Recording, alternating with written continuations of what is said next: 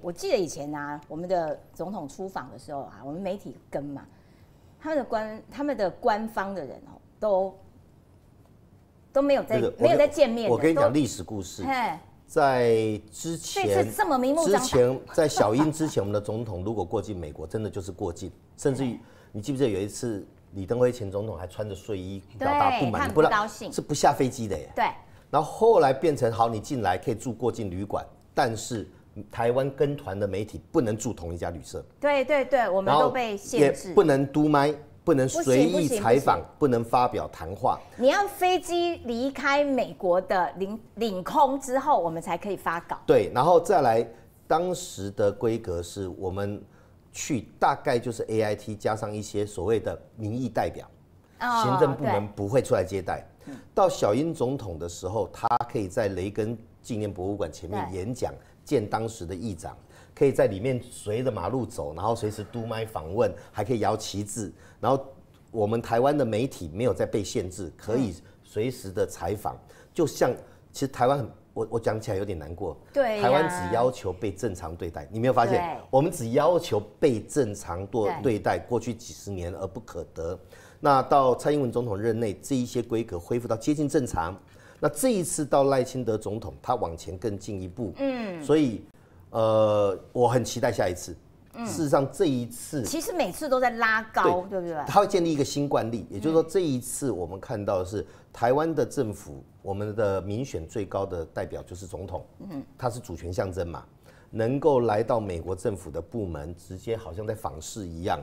美国政府也派官员来随行说明，然后关岛也做了一个测试，因为关岛在测试什么，你知道吗？2758号决议文。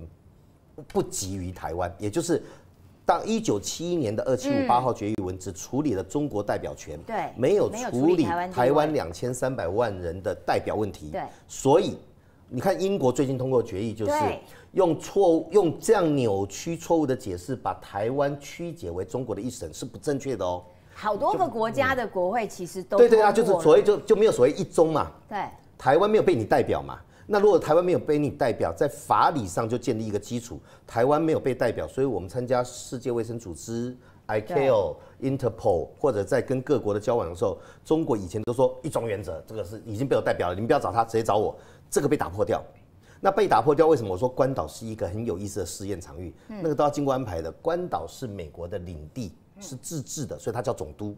那个总督那位老太太，我在美国遇过她，对台湾，他们夫妻两个对台湾很友善。他在那里升起了主权象征的旗，唱了主权象征的歌，在他们的议会接待了主权象征的民选总统。他等于告诉你，台湾是被这样子代表的，不是被五星旗所代表的。这是一个2758号决议文，现在各国去端正它，说正确解释它的执行样态。那如果在关岛可以。那下次在某一州可不可以？这个我倒觉得这是台湾一步一步匍匐前进的过程。所以这的确是赖清德总统这一次出访一个很重要的意义。那因为李问在府里面，你常常你是主要负责外媒啦等等，就你就近的观察，赖总统在跟这个外国访宾他们的互动是怎么样子？就是对于外媒和访宾来说，他们对台湾最感兴趣的是什么？其实这段期间以来，真的非常多的外国访团来到台湾，而且台湾受到国际的关注越来越高。我们看到说，国际社会对于台湾的关注，现在不只是强调台湾是国际社会重要的成员，而且也强调台湾对于国际社会有显著的贡献。那这方面的讨论，其实从疫情的时候就看得出来。台湾不仅是对于公共卫生、对于医疗，也有提出好的防疫的模式。然后让全世界可以参考。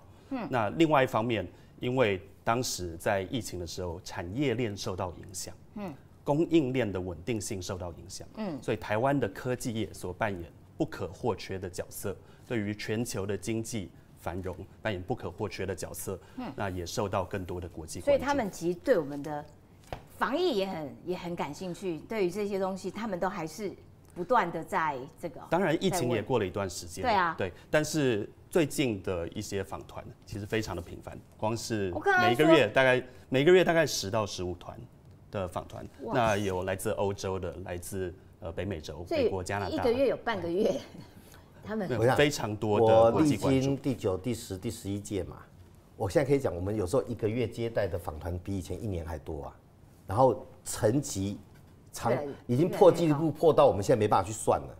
哦，真的、哦。你想想看，时期是资深媒体人，你当记者30、40年了嘛，对嘛哈？你回想你采访的历程，你30、40年，你什么时候想过看过欧洲的国会议长在台湾的国会发表演说？哦，没有。那我们好几个耶，不是1个2个。对对对。我还亲自接待过德国的军事委员会的主席，我昨天还在那个 Sky News 看到他，然后他就飞到台湾来，然后我介绍台湾的立法院，也就是说，刚才李问讲得好，就是台湾被看见。以前人家还把我们跟泰国分不清楚。对。那因为防疫的能量，人家发现台湾好厉害。后来才发现为什么各国的汽车做不出来，才发现是因为车用晶片。后来发现台湾在晶片上的载制能力，后来才发现台湾在战略上的重要性。台湾被看见，后来被重视，现在被珍惜。然后各国就好奇，你知道那时候疫情末段有民调，全世界你最想去访问的国家跟城市，台湾都在前3名。哦，真的、哦。所以那样的好奇是来自于正向的，然后所以各国的访宾多到我们这2天在审外交部的预算哈，增加很多，因为接待访宾要预算嘛，对啊，增加了很多预算。那某些在党立委为什么增加那么多？为什么？然后林佳龙就说啊，就他们都要来啊，我怎么办？不能来了，我们给人家就他们都要来啊，对啊，然后不好意思，没有。其实最近一段时间，常常外宾关注的议题，包括国防安全，包括经济韧性，那包括全社会防卫韧性的主题，那也包括民主价值的合作。那所以他们会关心我们社会防卫韧性这一块。哦，对，那个就是整体的民间的力量是否有决心来整体的社会一起来支持我们的国防力量。可是我觉得啊，国外很关心这个，可是台湾内部自己倒是好像比较。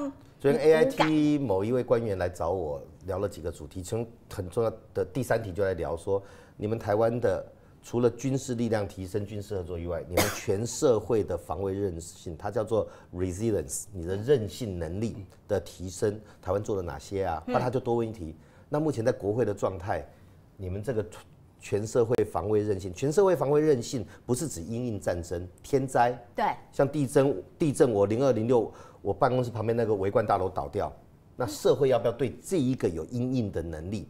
那这个能力的建立，我们现在在法律上发现有点像跳 Tango， 进一步就是民进党这边提的都是往前进的，然后另外有一批人提的就是要删掉，通通不准哈。那国际友人其实也是关心这一块，所以其实全社会防卫韧性，就包括像黑熊学院在做的这一块，事实上像慈济他们做的也都算是对，慈济你用慈济比用黑熊做的急救什么，我发现国民党很多人在骂黑熊，根本不知道黑熊在干嘛。黑熊一直被针对，好像不准他们做事的。黑熊是训练急救能力，然后最后训练完，他还是鼓励大家回到政府的体制里面去取得证照。那慈济像我们02、06一垮掉，慈济师兄姐就来到现场安抚人心，安排吃喝相关的通讯，那个都是防卫力量的一部分啊。那个其实都是社会力嘛。对，其实现在全世界的访宾也都在关心台湾在国防安全上有没有决心来捍卫自己的家园，捍卫自己的国家。那在国防方面，一方面是我们传统的军事如何强化，如何透过实力带来和平。那另外一方面是民间如何参与，民间有没有更多的力量来支持公部门、私部门一起来合作，来应对各种不同的紧急状况。但是我要强调的是说，不管是民防或是社会韧性，公部门跟民间一起来投入这件事情，并不是只有台湾在做，很多欧洲国家也在做。不管我们看到瑞典、挪威或是波罗的海的国家，爱沙尼亚、拉脱维亚、立陶宛等等的国家，每一个国家都在强化民防，每一个国家都在强化社会韧性。真的，其他国家都这样。对，那再加上因为地缘政治，不管是俄乌战争，对啊，或是地缘政治的不稳定性，那又牵连到如果地缘政治不稳定，如何维护经济供应链的稳定性？所以越来越多国家也希望跟台湾进行经济产业上的合作，关注台湾的半导体产业，关注台湾的 AI 产业，这些不同的面向都是外宾非常关注台湾，而且希望来跟台湾学习的面向。其实台湾的晶片，因为全世界都很仰赖啦，都很需要啦，所以某种程度对于台湾的安全这件事情也算是有保障。可是无奈的是，台湾邻居不是那么的友善。最近这几天，就在今天、昨天，联合利剑 C 这个，他没有取这个名字吧？这是我们帮他取的。但要不然我们他没有宣布，他没有取名字，你不要帮他取，他倒会出来否认。王时行女士，请不要随便给我取名字。这样我可以登上他们的那个名单了吗？快了。哦，谢谢。好啦，开玩笑。